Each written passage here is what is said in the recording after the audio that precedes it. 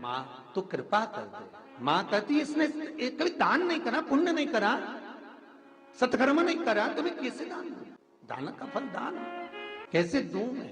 माँ पूर्व में मान लो इसने जितने जन्म लिए उस जन्म में अगर कोई दान नहीं दिया तो आज आंवला नवमी के दिन आज तो दान दिया है।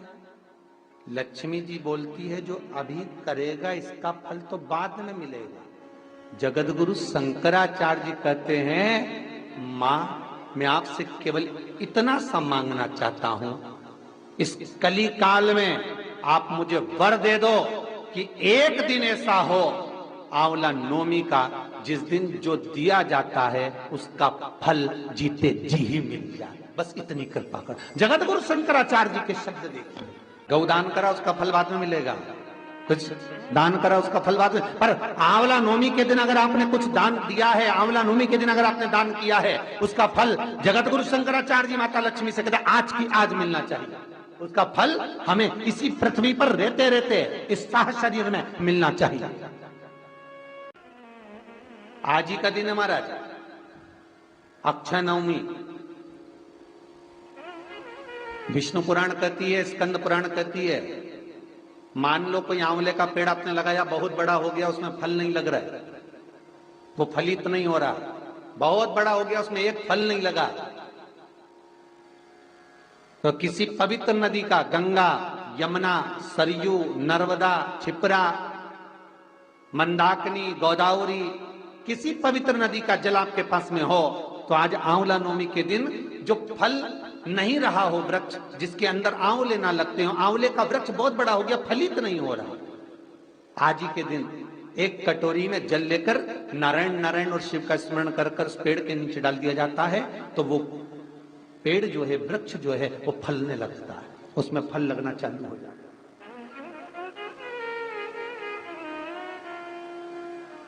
और इतने फल लगते हैं कि आपको आश्चर्य होगा कि इसमें तो फल ही नहीं लगते, पर इतने फल कहां से आते? अर्थात आज भी हमारी विष्णु पुराण, आज भी हमारी स्कंद पुराण, आज भी हमारी पद्म पुराण, भागवत पुराण आज भी कहती है कि आंवला नवमी का किया गया पुण्य, आंवला नवमी का किया गया दान, आंवला नवमी के दिन किया गया सत्कर्म खाली नहीं जाता। अर्थात जैसे जरा सा जल का सींचन करने पर वृक्ष फलीभूत हो जाता है, उसमें ढेरों फल लग जाते हैं, उसी तरह हमारा किया गया दान पुण्य सत्कर्म, अगर हमने 1 रुपए का भी दान दिया है, गौ माता के निमित्तार्थ, मंदिर के निमित्तार्थ, वृद्धाश्रम के निमित्तार्थ, भोजन के निमित्तार्थ हमने कुछ भी लगाया है, आपने गाय को भी रोटी दी है, आपने किसी ब्राह्मण को भोजन कराया है, आपने आज आंवले का दान करा है, किसी सौभाग्यवती नारी को एक फल तक दिया है, तो वो तुम्हें मिलेगा, 1000 गुना होकर मिलेगा।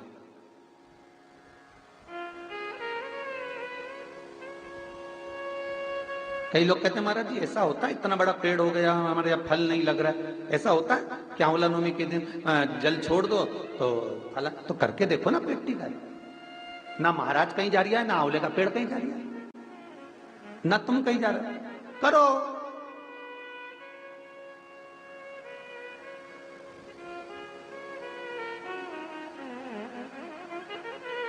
पर विष और आस, जम के बोलो विश्वास, विष को त्याग कर आस पकड़ कर रखना, हो जाएगा।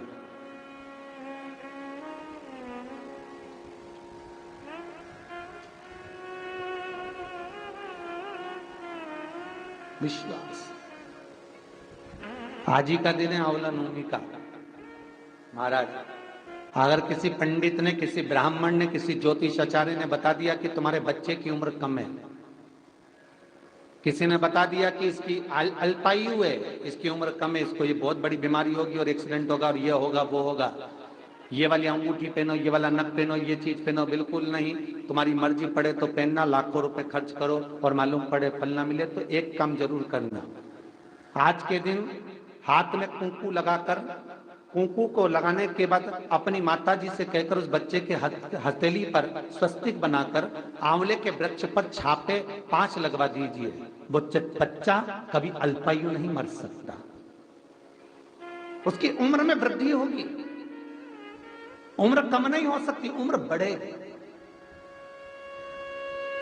सौभाग्यवती माताएं आज आंवले के पेड़ के नीचे पूजन क्यों करती है? सौभाग्यवती माताएं आज आंवले के पेड़ के नीचे फल का दान क्यों करती है? सौभाग्यवती माताएं आज ब्राह्मण को भोजन आंवले के वृक्ष के नीचे क्यों कराती है? सौभाग्यवती माताएं आज आंवले के पेड़ के नीचे बैठकर भोजन क्यों करती है? अखंड सौभाग्यता के लिए कि आज मैंने अगर एक बिंदी भी दी है, अगर आज मैंने मेहंदी भी दी है, आज मैंने जरा सा कुकू का भी दान आंवले के वृक्ष के नीचे करा है, तो उसका फल मुझे हजारों गुना मिलना चाहिए। मेरा सौभाग्य अमर होना चाहिए, अजर होना चाहिए। रहेगी तो रुक्मणी तो रही, सतभामा एक्स्ट्रा बन गई। इतना भजन करा गुणवती ने, इतना भजन करा। भजन की प्रबलता इतनी थी कि लाभ पाचम के दिन से जो तप साधना में लगी, 7 नियम जो कार्तिक के थे, दीप लगाना, संयम रखना, विश्वास रखना, भूमि पर सोना, दलहन पदार्थों का त्याग करना, शरीर पर तेल ना लगाना, सात्विक प्रवृत्ति रखना, ये सारे नियम, दीप दान, तुलसी अर्चना सब करा। पर उसमें भी प्रबल जो अर्चना करी उस सतभामा ने, उस गुणवती ने जो प्रबल अर्चना करी वो एक करी। क्या करा उस गुणवती ने? महाराज सूखी हुई तुलसा को घिसकर, तुलसी आपको पहले भी बताया, हरी चंदन, एक चंदन ऐसा होता है कि कार्तिक महीने में भगवान को लगाया जाता है, जिससे भगवान जीते जी एक बार मनुष्य से मिलते हैं, गले लगाते, हरी चंदन। और वो चंदन बाजार में नहीं मिलेगा। भले लोग हरी चंदन नाम रख देंगे, पर वो चंदन हरी चंदन नहीं कहता। हरी चंदन कैसे बनता है महाराज? हरी चंदन बनाने का नियम, तुलसी जब सूख जाए तो कई लोगों का नियम रहता है, तुलसी सूख जाती है तो मुर्दे के ऊपर जलाने के लिए ले जाते। कई लोगों को हमने देखा है तुलसी ले जाते हैं, पर वो गलत है। थोड़ा तुलसी की शाख ले गए वो अपनी जगह, पर तुलसी की जो जड़ होती है उसको संभाल कर रखो। कार्तिक के महीने में पानी डालकर, थोड़ी हल्दी डालकर उसको घिसो, जैसे चंदन घिसते हो।